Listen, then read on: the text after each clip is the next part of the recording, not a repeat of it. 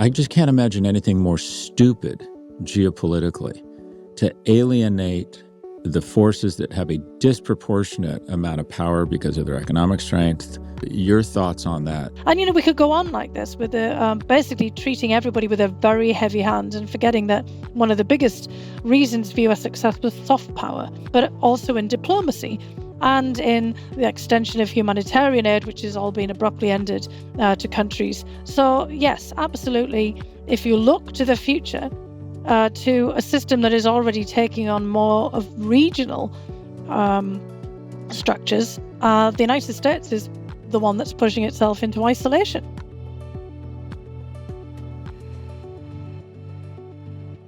Dr. Hill, let's press right into it. Since we had you on back in March, we've seen summits, meetings, and a total of, wait for it, 0 deals, agreements made.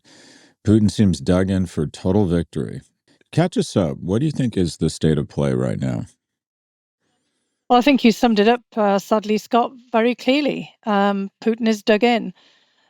From his perspective right now, things are going in the direction that he anticipated. He didn't think that President Trump would really do anything. He's already sized him up a long time ago. He knows that Trump's desire to have a good relationship with Putin personally tends to be paramount, and that Trump doesn't really want to do any heavy lifting that could create blowback for himself or for the United States in terms of confronting Russia, and would rather like to do things directly.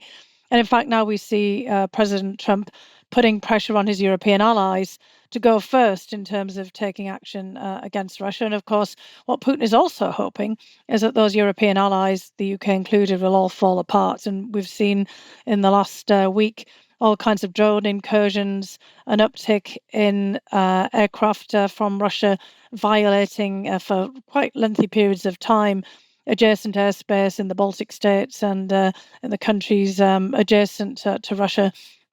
And Putin is just applying the pressure. He really feels that this is his time to finish Ukraine off. My sense is the war is not going well for him. And is it, when you say finish the war off, is this like the battle of the bulge where it's like, okay, this is our shot. This is our shot to kind of try and end the war. And we're going to throw everything we had it.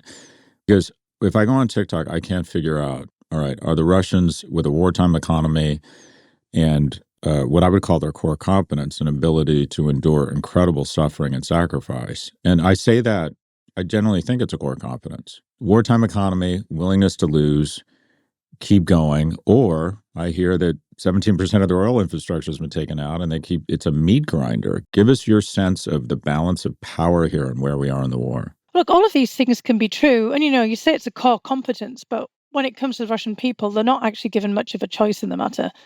I mean, most states are supposed to be functioning for the benefits of their populations. It's been quite a while since Putin moved away from putting the population and their prosperity and well-being first. There was actually a period, to be really fair here, in the 2000s where Russians were living their best lives, where the Russian state was not putting all kinds of onerous burdens on them as it had traditionally, but, he's right back at that again.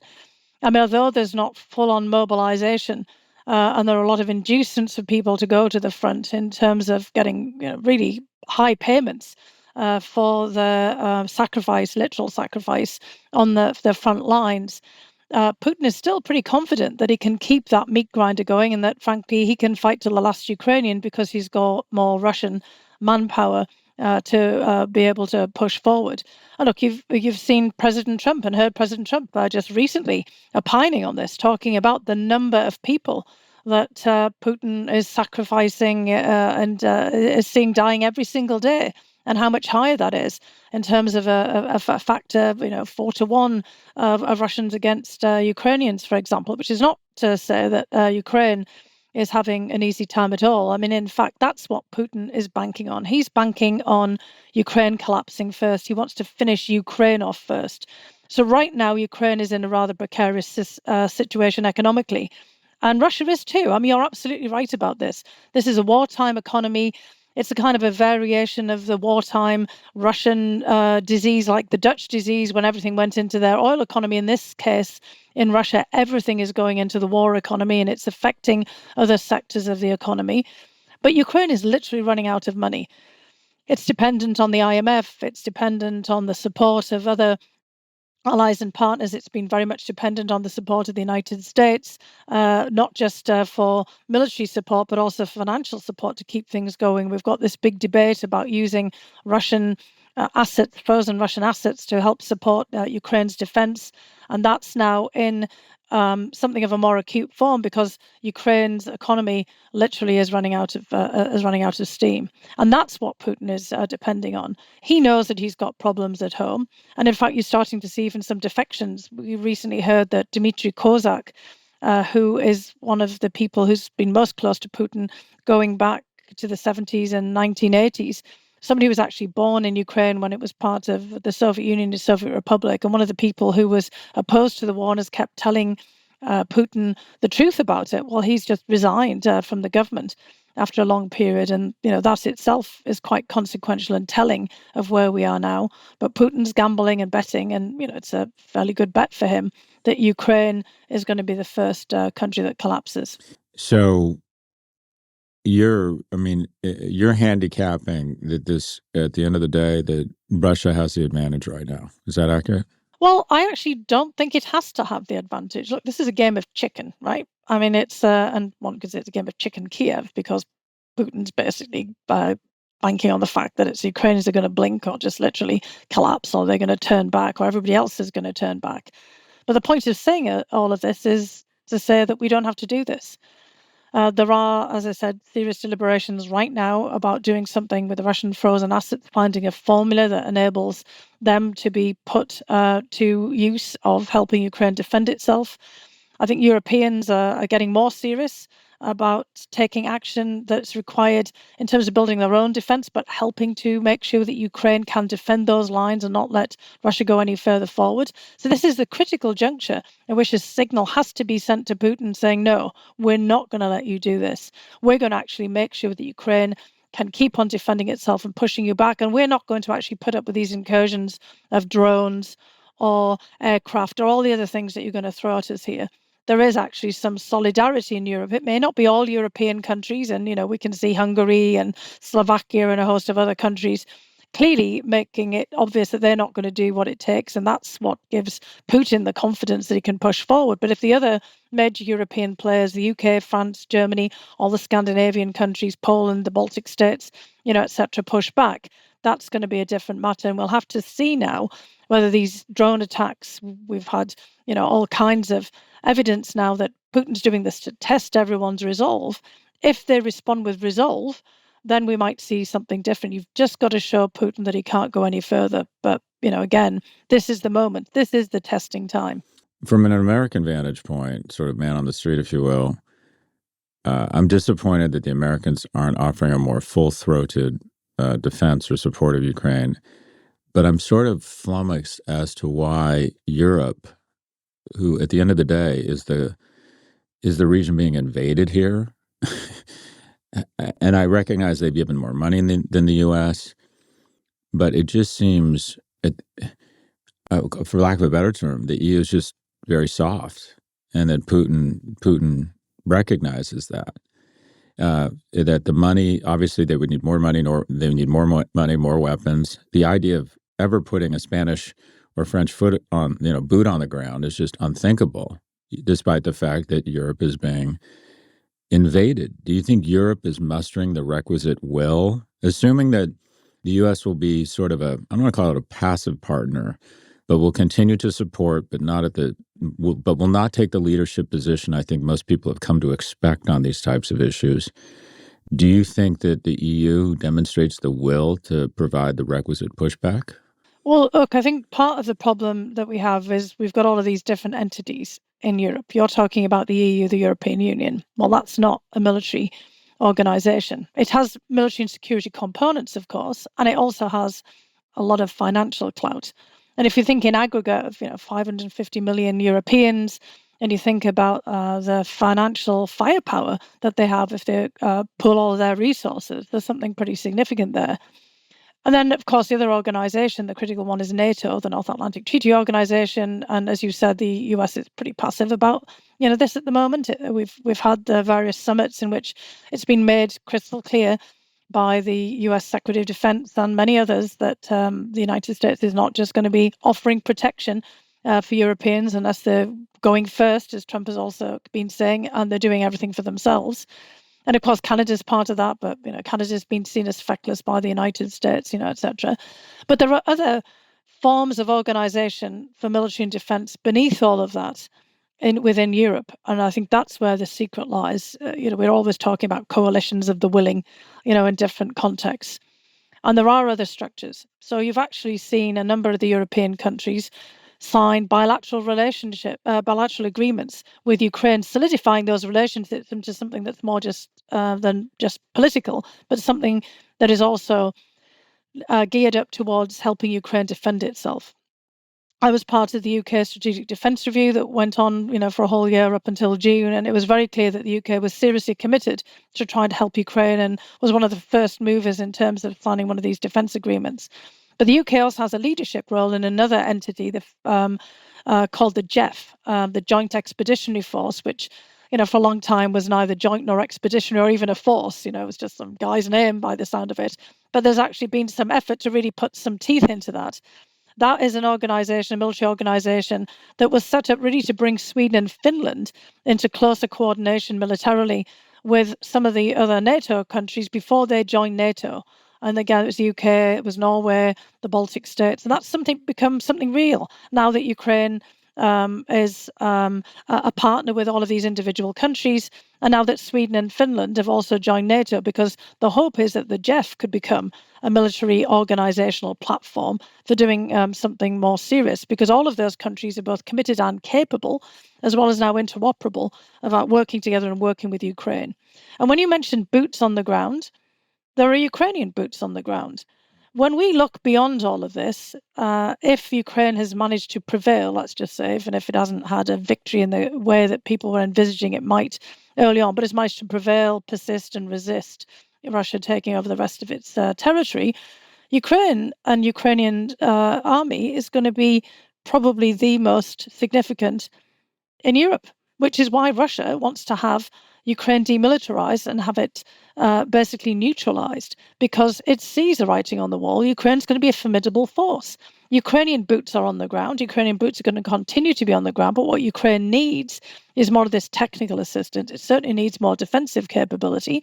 And I think all of Europe now is seeing that they need some kind of integrated air and missile defense system too, particularly one in the first instance that defends against drones. Those drones that recently went into Poland seem to be more dummies, set up to test and to see how Europe was going to respond. You can't respond by sending up, multi-million-dollar aircraft, to deal with off-the-shelf drones that are partly styrofoam and duct tape. So we're going to have to be really thinking creatively here, and the Ukrainians have also shown the way. So what you're seeing now is a group of European countries, either through these bilateral agreements or through larger organizational arrangements, figuring out how they're going to work with Ukraine as well to start taking different technical approaches and boosting their industries, doing more innovation in drones, thinking about how to counteract drones, and really working with Ukraine to build up its defense sector as well as their own. So I think we're going to see more of this.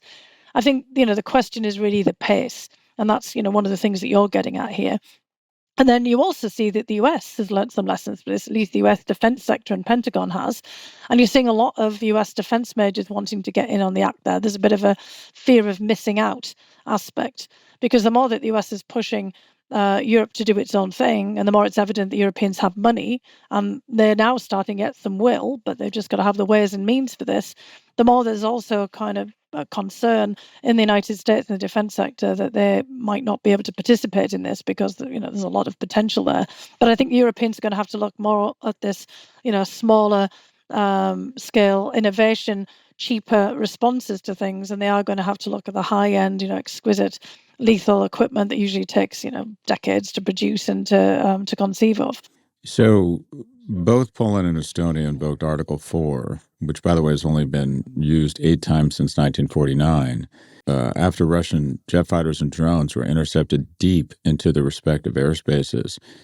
Can you, just as someone who likes to think they're a critical thinker and understand strategy, I would have thought the last thing he'd want to do is provoke additional resources and spending put us into the mind, to the best of your ability, of Putin and why he made the decision to encroach on Estonian and Polish airspace with attack aircraft. Like, what is he, quite frankly, what is he thinking?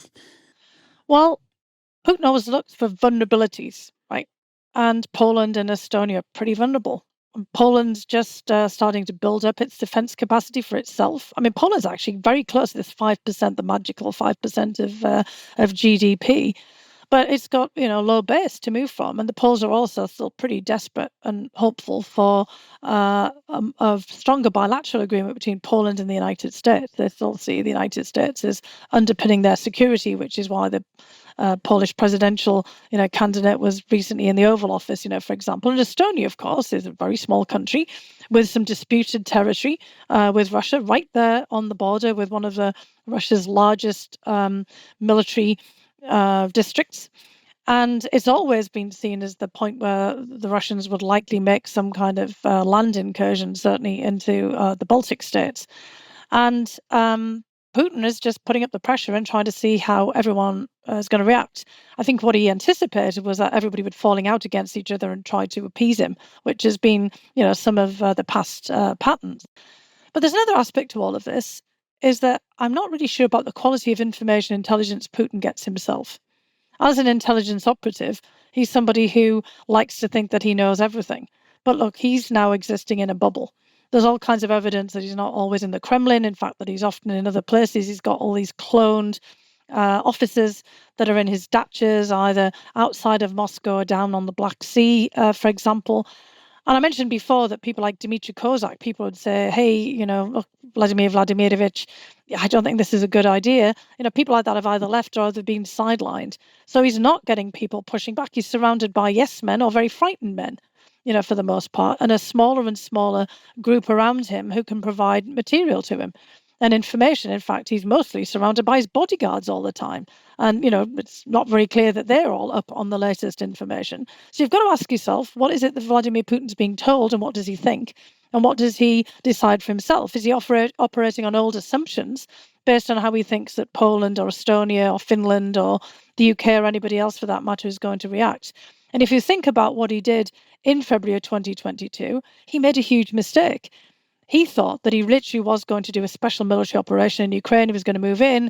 They were going to capitulate. Zelensky was going to run off or get killed. The government would be overthrown and he would put in his own puppet government, some stooges there in Kiev. And then, all of that would be over with. And we in the West wouldn't react. Well, basically, people are reacting, perhaps in some ways in the way they might expect. We've been following all these old Cold War procedures for interceptions of planes, etc. But we're also learning lessons. And if Putin thinks he can learn a lesson, well, so can everyone else as well. And now we know there are lots of debates, elsewhere in Europe. Now, Putin still thinks that he's got his tentacles or his hands into all kinds of European politics and he can pit people against each other. The Poles and the Germans are notorious for always infighting. Nobody, he thinks will really want to help and protect Estonia. And he's just, fairly confident now that all these rifts within Europe politically, internally, in their domestic politics or between Europe and the United States will prevent any kind of unified response. But let's see. I mean, I think that there are, again, a constellation of European countries, even if it's not all of them, who are now actually getting their act together, and they will find ways of pushing back against Putin.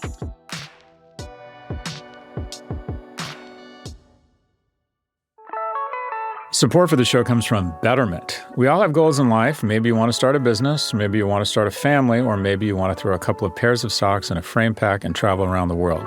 Whatever your hopes and dreams are, Betterment can help you save and invest to get there. Betterment helps people and small businesses put their money to work. They automate to make saving simpler, optimize to make investing smarter, and build innovative technology backed by financial experts. Whether you're saving for retirement, a down payment on a house, or your kids' education, Betterment's goals-based outlook helps you ground your financial decisions in your actual life.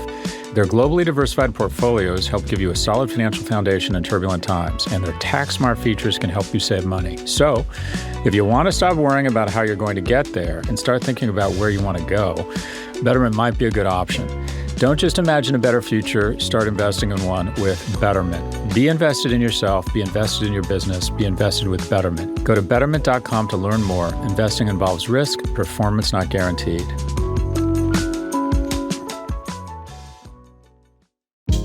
Support for the show comes from LinkedIn. We say this all the time on our show, but it bears repeating. Running a small business isn't just a full-time job. It's about a dozen full-time jobs that you rarely, if ever, get to clock out of, at least until you get to the point where you can start hiring the dream team. And if you've made it that far, you already know there's no time to mess around. That's where LinkedIn Jobs comes in.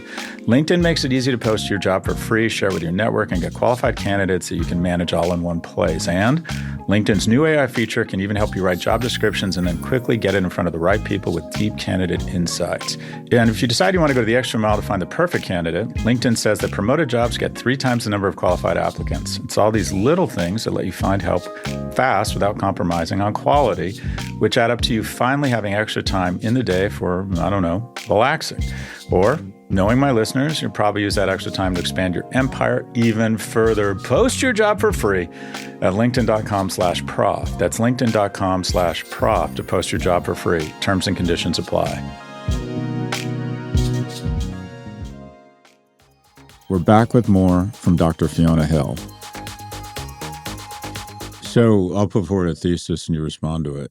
There's just enough support from the EU and the US to ensure that Ukraine, or decrease the likelihood that Ukraine collapses.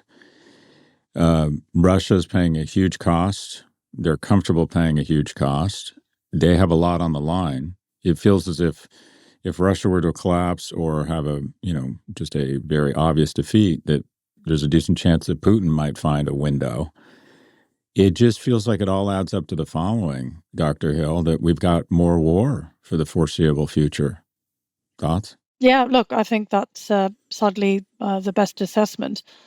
Barring some major changes, if we look back at other similar wars of attrition or the meat grinders, there was always, something either external that happened, some external shock, or in the case of one of the protagonists, an internal shock. If you look back to World War I, of course, it was the German monarchy that collapsed, the German state, the first German state.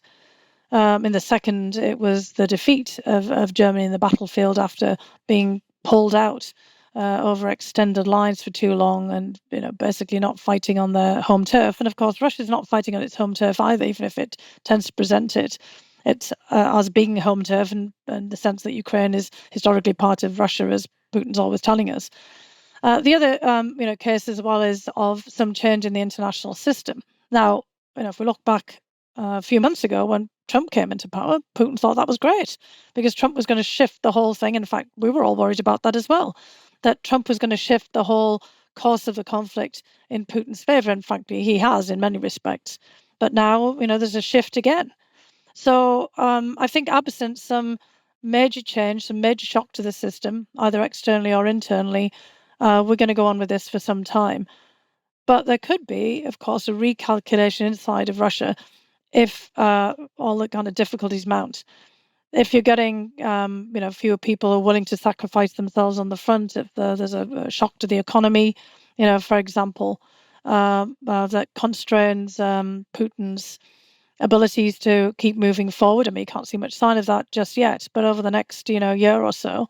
It may also be that if he does get enough grip of the battlefield, which clearly is what we're looking at right now, that he's trying to take over the whole of the Donbass region, that he might be prepared to settle in some temporary fashion for the lines frozen as they are. He's always hinting that there might be some deal to be made over Zaporizhia and Kherson, which are these two other provinces in the south of Ukraine that Russia partially controls. He's laid claim to and annex them as well, at least in terms of a de facto sense of declaring them part of Russia. But Ukraine is still in control of large portions of Zaporizhia and Kherson. And Putin may then, actually say, okay, I'm willing now to stop the fighting. And then he might just try to use political and economic pressure on Ukraine instead to find other means of moving forward. But I don't think it's really shaken in any way his ultimate objectives, which is to get as much of Ukraine and as much control over Ukraine as he possibly can. But I think he can make a lot of mischief politically in Ukraine as well. in large part because neither Putin nor Trump are particularly big fans of Volodymyr Zelensky. And the US itself has also been talking about the need for Ukraine to have a new leader and certainly have another election if we get to the point of a ceasefire and peace negotiation. So there's all kinds of other ways in which, absent the increase or the persistence of the conflict on the front lines of the battlefield, that Putin can try to get a grip on everything. And he can continue to keep pressing lots of buttons inside of European politics and the US as well. I mean, you've seen all kinds of things that the Russians have done lately to try to whip up, sentiment and acrimony and, basically division within the United States and Europe. You're a former U.S. National Security Council official, and just as an observer, between, and I use this word loosely, the summit in Alaska, where I felt we were just embarrassed, and between Donald Trump, I would argue, thrusting now what is going to be the largest consumer economy in the world, India, into Russia's hands. I thought the most chilling photo of 2025 was the picture of Modi, Xi, and Putin. It strikes me that what we have done has done nothing but embolden and build the confidence of Putin. Your thoughts? Yeah, I think that's exactly the point, which is why we need to do something different. I mean, if you're in a hole and you keep on digging, that's we're just going to end up right at the bottom of of where you've laid out here. And Modi was doing his own signaling very clearly. This was at the Shanghai Cooperation Organization meeting that happened to be in China ahead of President Xi presiding over a huge military parade in Beijing to mark the end of World War II in Asia. And essentially, to kind of pretend that it was China and the Soviet Union and Russia that brought an end to that war, when we actually know, of course, that the United States played a major role in ending World War II in Asia as well, but was, very pointedly excluded. And Modi was basically capitalizing on that ability to signal back to the United States that he didn't take kindly to these imposition of tariffs. And, that gets back to what I said about Trump not wanting to do anything directly to counter Russia, but wanting to do things indirectly. And he saw India as a weak link and thought he had a lot of leverage over India because of India's desires to have access to the massive US markets. I said UK there by a slip of the tongue, but actually that leads to really my next point that I want to make is that India and other countries do have vested interests in other places, not just in the United States.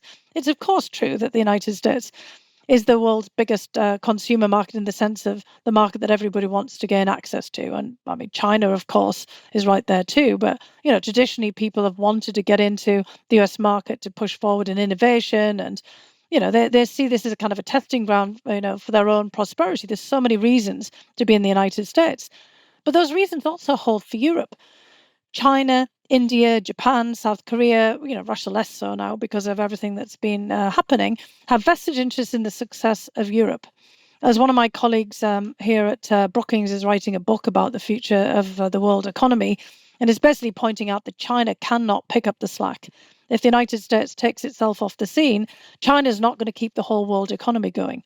But, Europe is obviously a significant place for investment, as well as a significant source of foreign direct investment itself. India has these strong, historic, difficult ties, obviously, with the United Kingdom.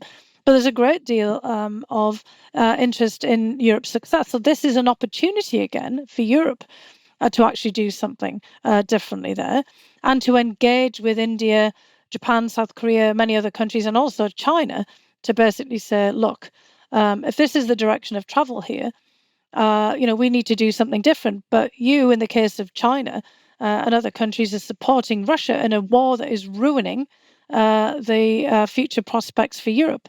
And if you want to be part of our success as well, including on all of the different things, this would go for India rather than China, that we're doing in the military industrial space, then you need to do something about bringing that war to an end and stop messing about in it.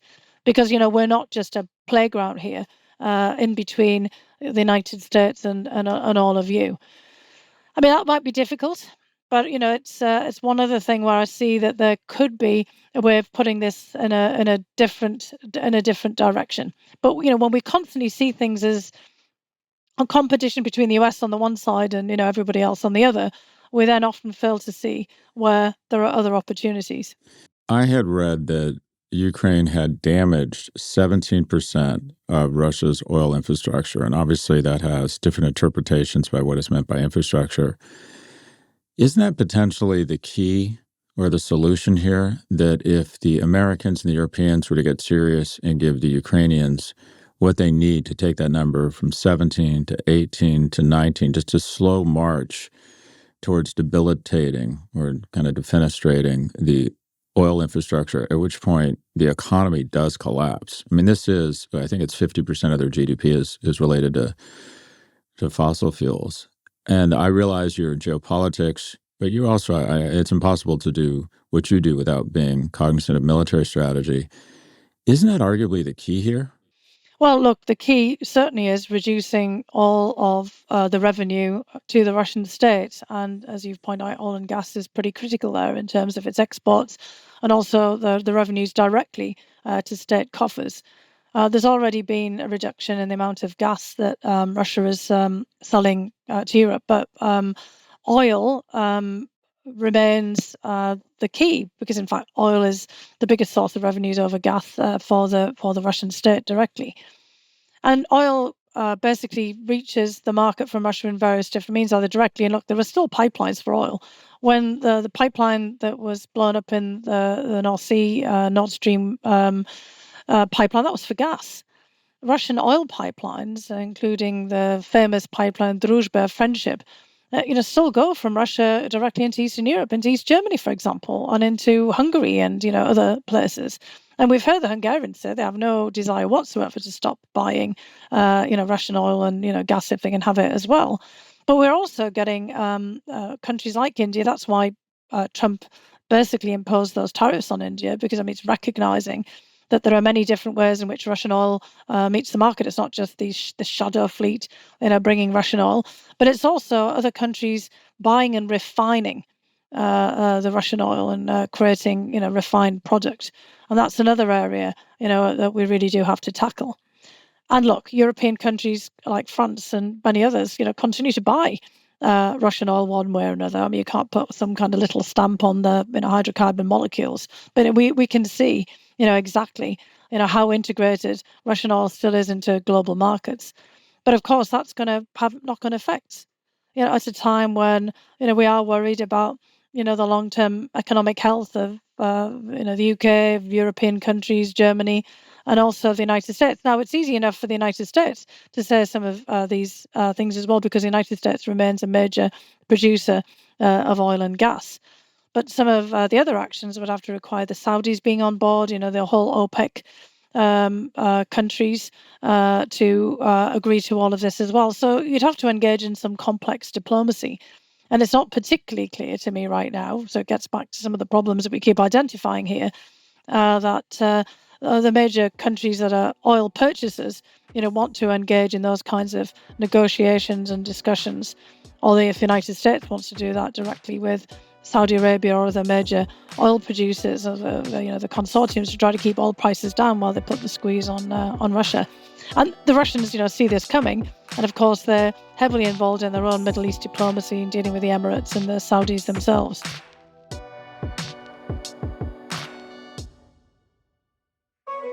Support for the show comes from Grunz. An apple a day keeps the doctor away, yada, yada, yada. The truth is that even if you enjoy fruits and vegetables, it can still be tedious to get all the nutrients your body needs. So here's a tip: add Grunz to the mix. Grunz isn't a multivitamin, a greens gummy, or a prebiotic. It's all of those things and then some at a fraction of the price. And bonus, it tastes great. All Grunz daily gummy snack packs are vegan, nut, gluten, dairy-free, with no artificial flavors or colors, and they're packed with more than 20 vitamins and minerals, with more than 60 nutrient-dense ingredients and whole foods. And for a limited time, you can try their Gruny Smith apple flavor just in time for fall. It's got the same snackable, packable, full-body benefits you've come to expect, but this time, these taste like you're walking through an apple orchard in a cable-knit sweater, warm apple cider in hand. Grab your limited edition Gruny Smith Apple Grunz, available only through October. Stock up because they will sell out. Get up to 52% off when you go to grunz.co, that's Gruns.co, and use the code PROPG.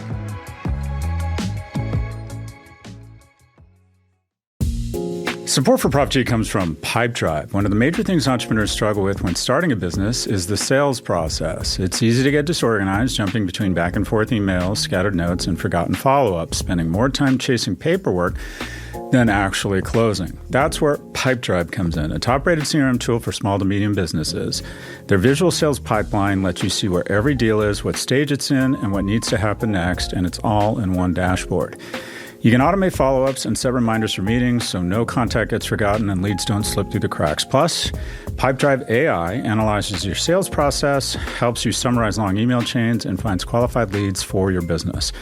It's a powerful, simple CRM built by salespeople for salespeople. Join the over 100,000 companies already using Pipedrive. Right now, when you visit pipedrive.com/ProfG, you'll get a 30-day free trial. No credit card or payment needed. Just head to pipedrive.com/ProfG to get started. That's pipedrive.com/ProfG, and you can be up and running in minutes.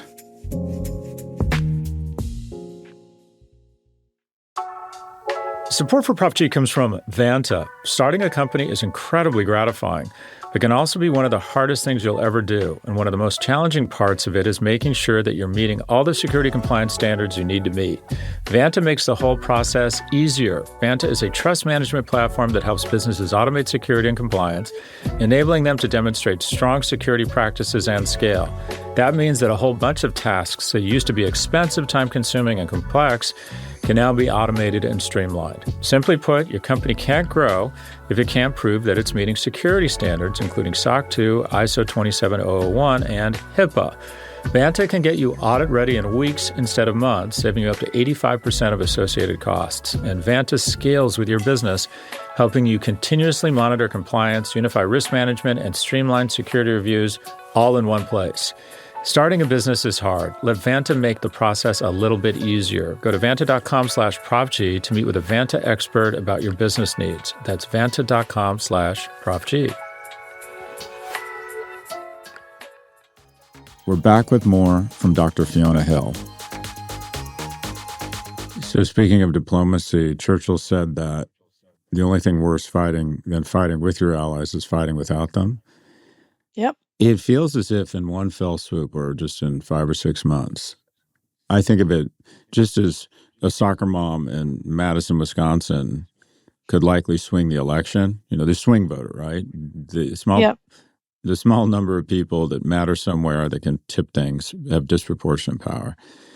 It struck me that the new swing votes globally are the Kingdom of Saudi Arabia and India. Big economies, militaries, sort of straddling the fence. They purposely position themselves as the swing votes. And just strategically, you really want to be nice to the swing voters. And it strikes me that in short order, we have taken India, who, as an academic, I just am so upset that we have trashed this amazing connective tissue we've had between, I know, you run a university, or I believe you're the chancellor. Is that correct? Do I have the term right? That's right, of Durham University in the UK, yeah. I mean, it's just impossible to go through any world-class university and not find just incredibly talented people from India. And we had this great connective tissue with India, English speakers, more PhDs than anywhere else in the world, a democracy. And then the kingdom, we've had military bases, really strong relationships. And it seems as if we have purposefully thrust India into Russia's arms and somewhat alienated or put a chill on relationships with the kingdom. I just can't imagine, just to be blunt, I just can't imagine anything more stupid geopolitically to alienate the forces that have a disproportionate amount of power because of their economic strength, where they sit regionally, and the fact that they were, quite frankly, kind of up for grabs, if you will. Yep. And I don't mean to put words in your mouth. So your thoughts on that, on those statements? Well, look, I think that's exactly the right way to be framing all of this, because we're in a period of incredible flux. The international system has collapsed. Let's just, admit it, even though we've got the UN General Assembly, still going on, and there are a lot of countries out there that actually do see some value still in the UN system as a way of, being able to mediate, modulate, and, actually agree on, some collective things. The United States is basically declared the system that it built itself dead, and is just basically like everybody else jostling for power and the kind of free-for-all that has replaced it. And in that instance, as you're pointing out here, if the United States is just one of many countries, the more you alienate, the more difficult you make things for yourself. And those swing countries, you've absolutely accurately pointed out to India and Saudi Arabia being pretty key there, and I would say all the Gulf, states, the Emirates, collectively pretty important. You've also got Brazil, which President Trump, has taken to task for basically prosecuting former President Bolsonaro, who was a personal supporter of Trump's, for basically staging a coup in Brazil. He's alienated the Brazilians pretty effectively there too, as a large power in the Western Hemisphere, and the Brazilians are not very happy at all by the state of affairs, and they have international clout too.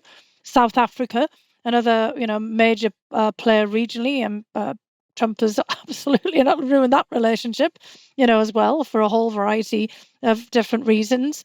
And, we could go on like this with basically treating everybody with a very heavy hand and forgetting that one of the biggest reasons for US success was soft power. And soft power manifested itself in many different ways, but also in diplomacy and in the extension of humanitarian aid, which has all been abruptly ended to countries around the world. So, yes, absolutely. If you look to the future, to a system that is already taking on more of regional structures, the United States is the one that's pushing itself into isolation because you've ruptured the relationships with Europe. There's a new report come out from the European Council on Foreign Relations, seeing that the United States is doing more to export culture wars to Europe right now and interfering in European domestic politics than it is to being a defender of, the traditional fundamental bases of European democracies and also of their economies, let alone what we've all just talked about, the United States moving away from being engaged in collective defense in Europe.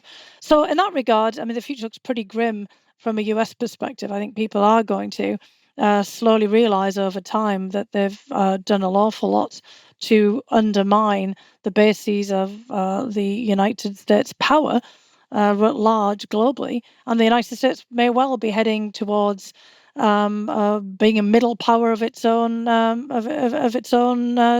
devising, because Russia has already declined in a major way in terms of its power from the superpower status of the Soviet Union. Russia's never really replaced that, and we've talked about all the problems that Russia's facing. I would say that this war in Ukraine is going to be, even if it's a victory for Russia, a very Pyrrhic victory, very similar to what happened to the United Kingdom, Great Britain after World War I and World War II, supposedly the pinnacle of achievement and actually the death knell, not just for the British Empire, but for Britain as a really robust policy and economy. And I think that's where the United States is heading itself. It really struck me what you just said, that America's biggest export or major export has become culture wars. It's just that's such an interesting way to summarize that. Okay, we should be selling NVIDIA, GPU, Hopper chips, and Escalades. And to a certain extent, I think of my industry as being a tremendous export. We get foreigners to come over and spend $500,000 at 90 points of margin such that they can hang out in Soho at NYU or at Stanford. And then now all we're doing is exporting kind of havoc and chaos and making things harder for the leaders. If it feels as if one of the frustrations of being a progressive here in the United States is I feel like there's this enormous vacuum and opportunity and white space for leadership. And a lot of Democrats are really frustrated that no one appears to be stepping into the void. I'm sure you're cognizant of it. Governor Newsom got a lot of credit for sort of hitting back, even if sort of a funny, mocking way. But there doesn't appear to be a lot of leadership pushing back on quote unquote Trump. Do you see anyone stepping into the void in Europe to show the kind of leadership they need to push back on Putin? I have trouble identifying. It just strikes me as an enormous opportunity for somebody to step up and be seen as the leader of Europe right now, at least from a rhetorical standpoint, pushing back on Putin. Yeah, look, I think it's the same problem in both places. I do think that leadership can come from unexpected quarters in the United States as well, more from the periphery than it's necessarily going to come from the center. And that doesn't mean California and the governors, for example. It can be, Spencer Cox, just recently has been, I think, modeling great leadership in the wake of, a massive national tragedy and upheaval in the United States. And we've seen other, kind of moral leaders coming forward, governors of, states that people don't mostly think about. Utah's, part of that as well. You're seeing more people in the United States wanting to run as independents for office and coming from unexpected quarters as well. And I think that's, when you look at Europe, is maybe where we're headed as well. It's going to be the leaders of countries that we've thought of as more peripheral than, the big three of the United Kingdom, Germany, and France. Although you've got a new president in Germany, Friedrich Merz, who's, trying to find his position, he's not really being seen right now as a kind of a major force in Germany in the way that maybe Chancellor Merkel was before, though her reputation and legacy have become somewhat tarnished as well as people have looked back, or in the way previous German leaders really tended to dominate. And in the UK as well, of course, Prime Minister Starmer is under all kinds of political difficulties and still trying to find his feet a year on. And President Macron, his snap election didn't really help. He's just going through prime ministers in the same way that the UK went through prime ministers, in the previous Conservative government. And it's really, I think, going to be up to a constellation of leaders from some of the countries like Norway, Sweden, Finland, for example. It was very interesting when you looked at who came to see Trump in the Oval Office immediately after Alaska. I think you got a kind of a sense there that you might have Europe by a kind of a leadership committee. Yes, Merz and Macron and Starmer were there, but you also had Ursula von der Leyen from the European Commission. You had Mark Rutte from Norway, from NATO, a former president of Prime Minister rather of the Netherlands, but now in his NATO Secretary General, and previously you'd had the Norwegian Secretary General for NATO, who was in the Norwegian government. But you also had there Alexander Stubb from Finland. And, there's an interesting choice as a new member of NATO. But Alexander Stubb is extraordinarily competent. Again, all kinds of previous positions in the Finnish government before becoming president. But he actually is deeply steeped in the United States. He studied in South Carolina. He's an amazing golf player, and he's managed to make a connection with Trump. He also had Giorgia Meloni from Italy, who has been an unexpected success story in her ability to manage the relationship with Trump, and has been surprisingly, given her background, outspoken and supportive of doing more for Ukraine. So if you start to kind of look at this, I think you can see that there could be a constellation, a group of European leaders who could work together. But it's not going to be the big three making those decisions. It's not going to be like, when Kissinger used to ask a question, who do you call in Europe? Or people used to think, well, you'd call Chancellor Merkel. Or you might have called, way back in the Cold War, you'd probably have called Margaret Thatcher. It's not going to be like that, anymore. I think it's going to be groupings of European leaders really working together. And they're clearly coordinated and work together, very carefully before, they went out to the Oval Office.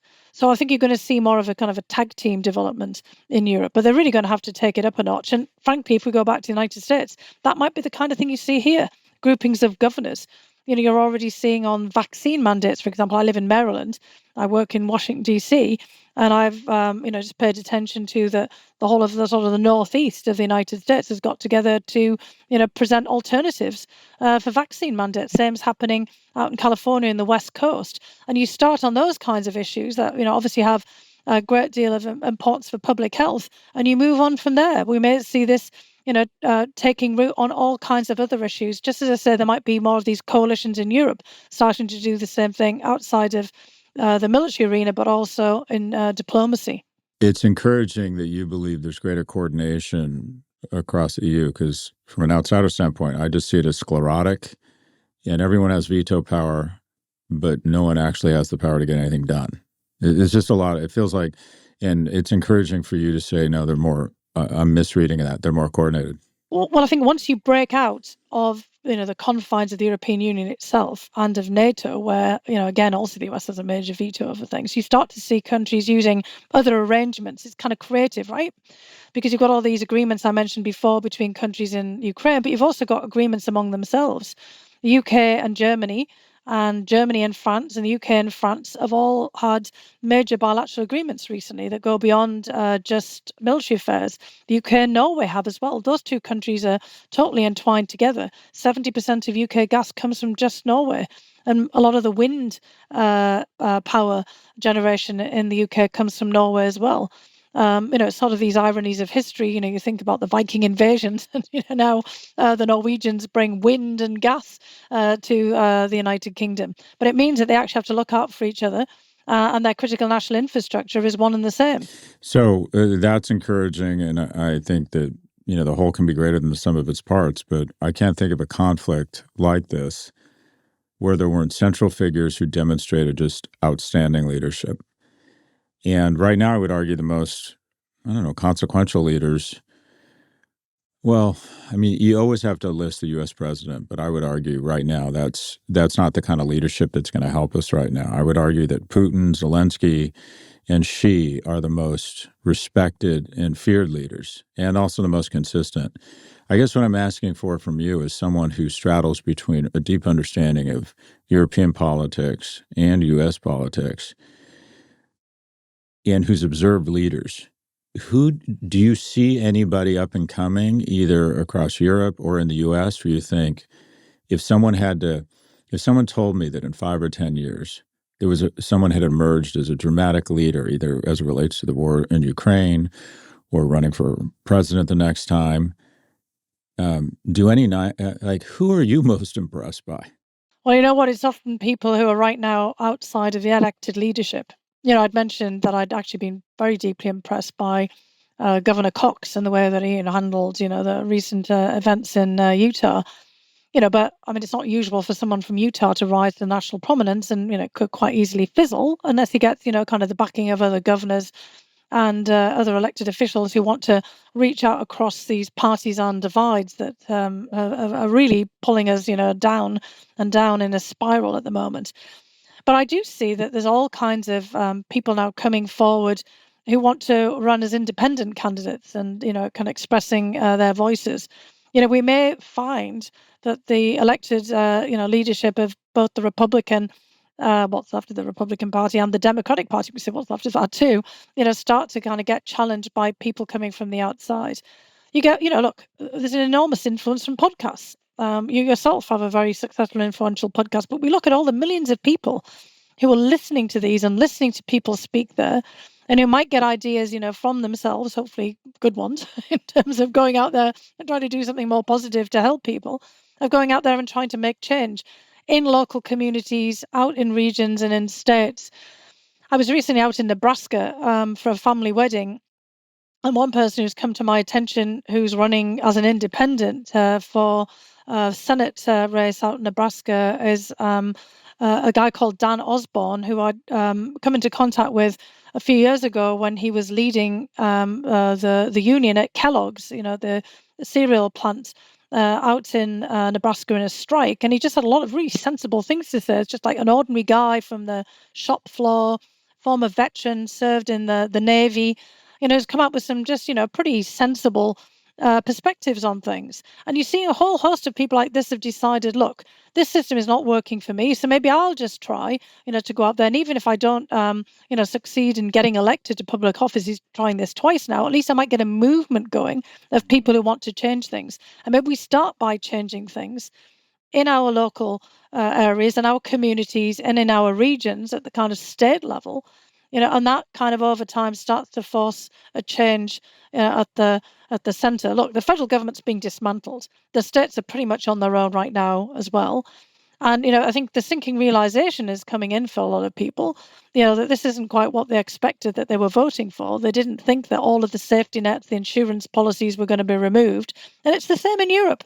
Europeans absolutely made a huge fundamental error for decades of just relying on the United States and basically outsourcing their security. It was always a mistake. And now they've realized it. and they're going to have to do something different. And they might not be able to do it at the center with the institutions that they've got. They might have to do it by coming together in other formats and with unexpected groups of people. As I said, I think someone like Alexander Stubb in Finland has been, quite the leader. His predecessor, Sauli Niinistö, was also renowned for his leadership. You have a whole host of other prime ministers and figures that come from the Nordic and the Baltic countries. Kaja Kallas, for example, who's the High Representative for Foreign Policy in the European Union, as a former president of Estonia, who have great moral leadership. And I think that's where we're really going to see change come. The question is, can it come soon enough, quick enough, given the dire nature of the situation that we face right now?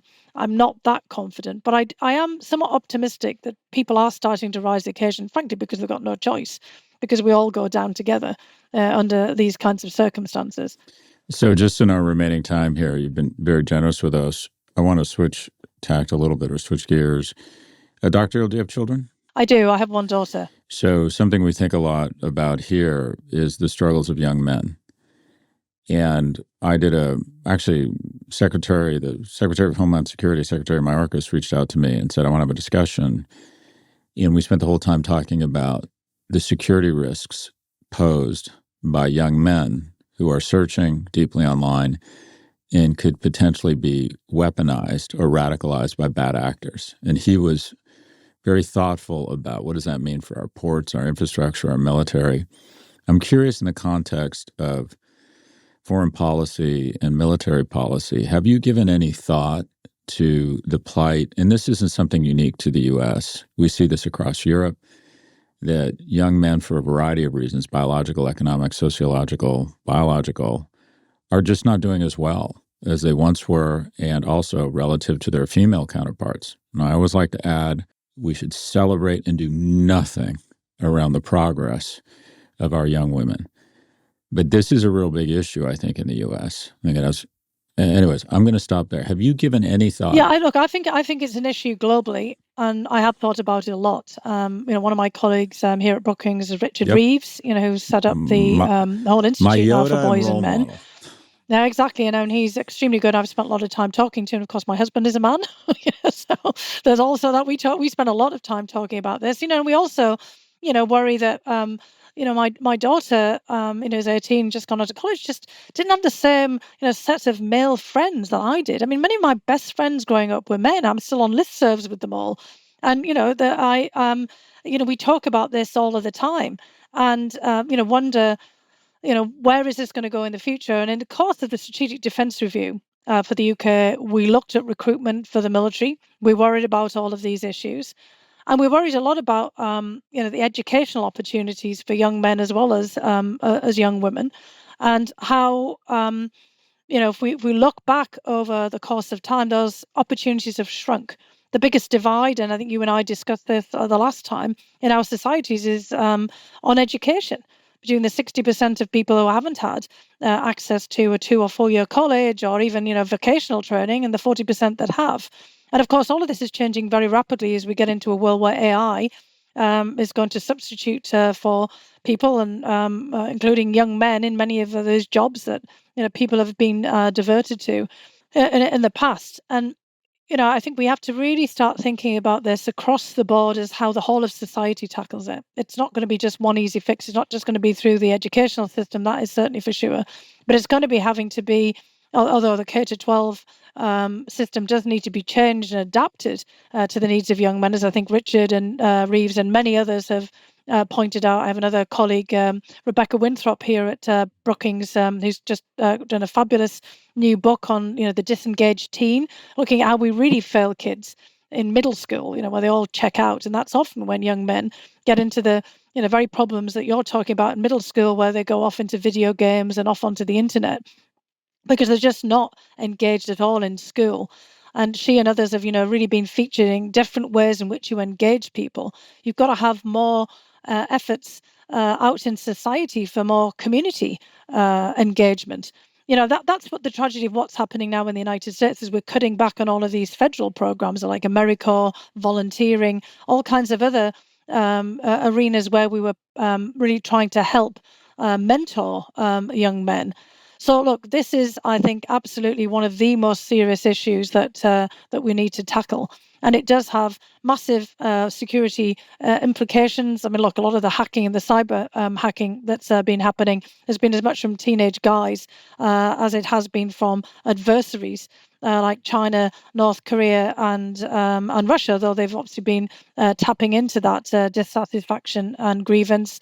We see that in the acts of mass gun violence, and it's not just in the United States, but in other places where people have access to gun, or stabbings, or all kinds of violence. In the UK on the football fields, soccer stadiums, for example.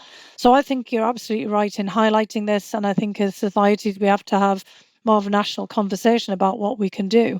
But it doesn't mean that we cut away all of those resources. And again, I think that's where you get into the communities and the local governments. I'm actually just about to go tomorrow up to Portland, Maine, where there's an amazing set of community efforts to bring young people in, often featuring a special outreach to boys through sports. And in one instance, there's a great organisation called Portland Community Squash, so the game of squash, as opposed to the vegetable, which can cause a bit of confusion. It certainly did for me when I first heard about it. I thought, what? This is about, vegetable growing. But anyway, it's the game of squash, and you can do this, obviously, tennis, soccer, football, basketball, you name it. And they create a whole community centre around this where they bring in the kids and their families, and they start in middle school, and they mentor them all the way through. And the state of Maine provides some support for this. The city of Portland does. And there's a lot of private donors, and they're trying to take this as an idea across the country as a new version of the YMCA, which was, of course, the Young Men's Christian Association, was also intended to get young men off the street into sports, into more healthy and spiritually guided activities. So, look, I think there are all kinds of examples out there, but we've got to lean into it and not just, take it for granted that someone's going to deal with it. Dr. Fiona Hill is a senior fellow at Brookings, chancellor of Durham University, and a former U.S. National Security Council official specializing in Russian and European affairs. Fiona is also the best-selling author of There Is Nothing for You Here, Finding Opportunity in the 21st Century, and a leading expert on geopolitics. Dr. Hill, I loved when you said that podcasts were beginning to punch above their weight class and have more of an influence. And I think the reason we're able to do that is we bring out outstanding, thoughtful, fearless guests, and you're one of them. This is your second time on the show. Your first one was one of the most downloaded shows we have ever registered in 400 shows. So your work is resonating, and we very much appreciate your time. Oh, thanks so much, Scott. It's really great to be with you. Thanks so much.